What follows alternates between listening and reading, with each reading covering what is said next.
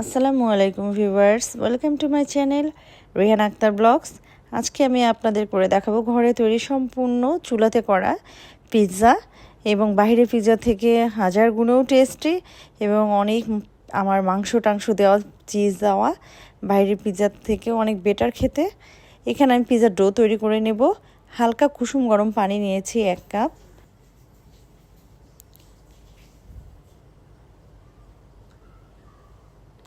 এক চামচ চিনি নিব।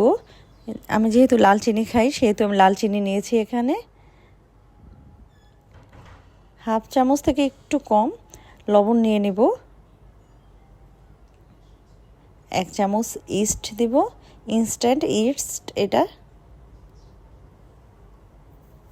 এখন একটু চামচ দিয়ে আমি এটাকে নাড়া দিয়ে দেব যেন দ্রুত মিশে যায়। এটা কিছু সময় আমাকে রেস্টে রাখতে হবে। 5 মিনিট রেস্টে থাকলেই চলবে, ইস্ট ভিজে যাবে।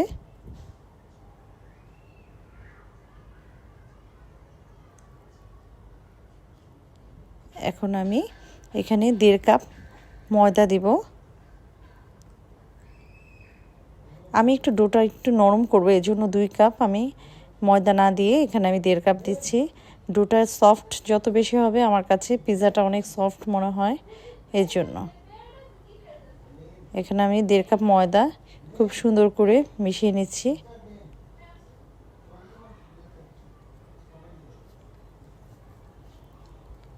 কিছু পরিমাণে আমি খাবারের তেল দেব, সয়াবিন তেল, অলিভ অয়েল দিলেও চলবে।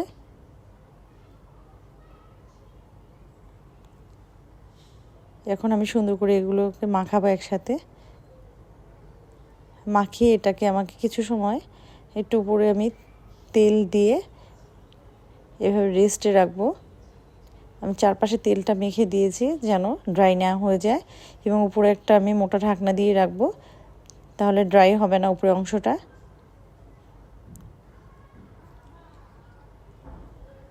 এই ফাঁকে আমি মাংসটাকে আমি ভেজে নেব। এখানে আমি পেঁয়াজ, রসুন কুচি আর কাঁচামরিচ নিয়েছি, আর কিছু দেইনি এখানে। এর মধ্যে আমি মুরগির মাংসগুলোকে কিউব করে কাটা দিয়ে দিয়েছি।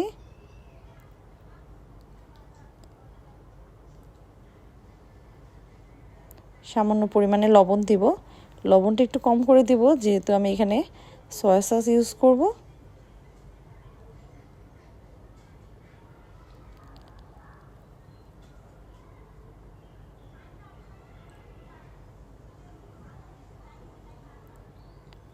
এক চামচের থেকে একটু কম নিয়েছি সয়া সস।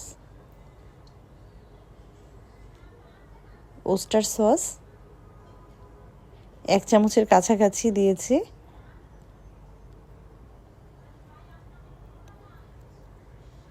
এখন এটা ভালোভাবে ভেজে নেব।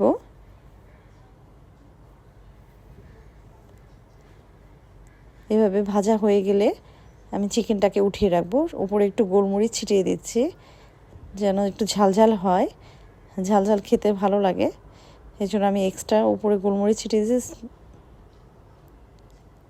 দেখেন কি সুন্দর হয়েছে আমার ফুলে,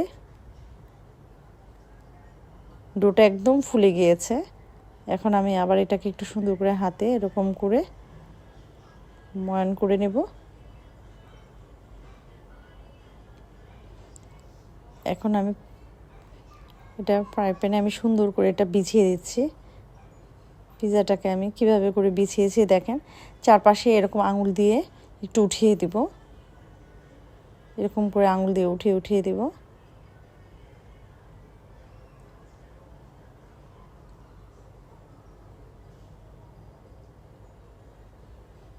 কাঁটা চামচ দিয়ে আমি একটু ভিতরে বাতাসটা বের হয়ে যেতে পারে এজন্য আমি একটু ছিদ্র করে দিচ্ছি, তাহলে হচ্ছে গিয়ে এটা পুরোটা ফুলে উঠবে না, এটা হচ্ছে কি পিৎজাটা নিচে থাকবে। এভাবে করে কাঁটা চামচ দিয়ে খোঁচা দিয়ে দিতে হবে, তাহলে ফুলে উঠবে না। এখানে আমি কিছু পিৎজা সস নিয়েছি, বা টমেটো সসও নেওয়া যাবে, সেটা সমস্যা নেই, যে কোনো একটা সস হলেই চলবে, টমেটো সস অথবা পিৎজা সস। এখানে পুরোটা করে দিচ্ছি। বিছিয়ে দিচ্ছি সুন্দর করে। সম্পূর্ণ পিৎজাতে মাখানো হয়ে গিয়েছে।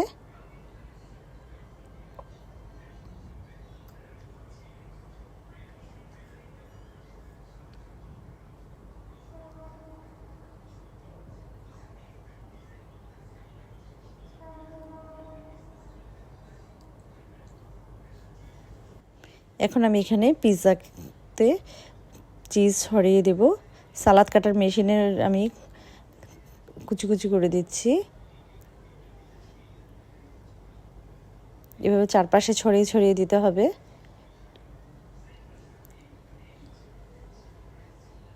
আমি সসের পরেই আমি চিজের লেয়ার রেখেছি একটা।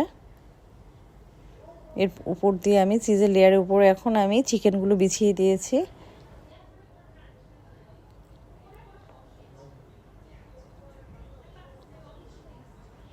এভাবে চিকেনগুলো চারপাশে বিছিয়ে দেওয়ার পরে আমি এর মধ্যে পেঁয়াজ দিব। সম্পূর্ণ ঘরে তৈরি করা আমার পিৎজা আমি আগেই বলেছি, এবং পেঁয়াজটা দিলে আমার কাছে খুবই টেস্ট লাগে। এভাবে গোল গোল করে আমি কেটে রাখা পেঁয়াজগুলো সুন্দর করে বিছিয়ে দেব। সবাই সবার পছন্দ মতো দেবেন। এর উপর দিয়ে আমি আবার একটু গোলমরিচ ছিটিয়ে দিচ্ছি। গোলমরিচের স্মেলটা খুব ভালো আসে পিৎজাতে, এবং একটু ঝাল ঝাল হবে, খেতেও ভালো লাগবে। কিছু পরিমাণে এখানে আমি অরিগ্যানো নেব, ড্রাই অরিগ্যানোগুলোকে আমি চারপাশে সুন্দর করে ছিটিয়ে দেব।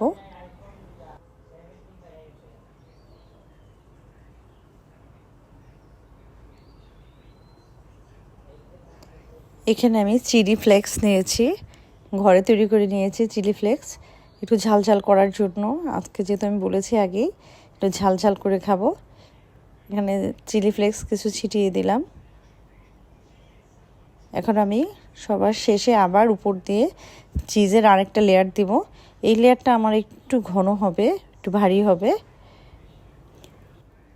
চিজের পরিমাণ একটু বেশি না হলে আসলে পিৎজা খেতে মজা লাগে না। আমরা যখন রেস্টুরেন্টে পিৎজা অর্ডার দিই তখন আবার একটু চিজ বাড়িয়ে দিতে বলি, এই জন্য আমি ঘরেও সেভাবে করেছি।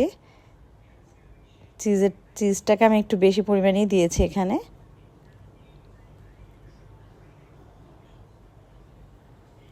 সম্পূর্ণ পিৎজাটাকে চিজ দিয়ে এভাবে ঢেকে দেব।